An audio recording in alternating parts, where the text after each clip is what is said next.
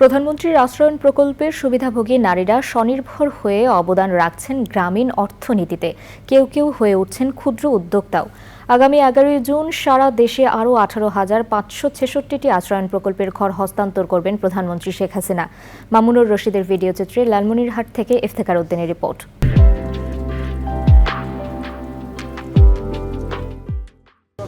লালমনিরহাটের কালীগঞ্জ উপজেলার মহিষামুড়ি আশ্রয়ণ প্রকল্প। দেশের একটি মানুষও গৃহহীন থাকবে না, প্রধানমন্ত্রী শেখ হাসিনার এমন প্রতিশ্রুতি পূরণে আশ্রয়ণ প্রকল্প 2 এর অধীনে পঞ্চম পর্যায়ের দ্বিতীয় ধাপে লালমনিরহাটের কালীগঞ্জ উপজেলায় হস্তান্তরের জন্য প্রস্তুত 875টি ঘর।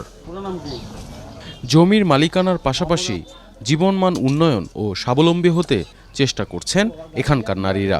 50 জন মেয়ে আসছিলাম আমরা, সেখানকার মধ্যে আমি একাই মেশিন পাইছি, 20 গজ কাপড় দিছে, আবার 1 বছরে যা সেলাই করতে সুতা লাগে সব দিছে ওখান থেকে। স্বামী মানকঞ্জে ঢাকায় গাড়ি চালায়, ইনকাম করে, তাই নিয়ে মানকন ছেলে 4টে, স্বামী স্ত্রী মা সবাই মানে একখানে খাই। আম কাটলের গাছ লাগাইছি, ওই যে শাকসবজির গাছ লাগাইছি, তরু তরকারির গাছ লাগাইছি, দুধকষির গাছ, সে মাসের গাছ, মিটকুমড়ার গাছ। এবার লালমনিরহাট জেলার 4টি উপজেলা হচ্ছে পুরোপুরি গৃহহীন মুক্ত।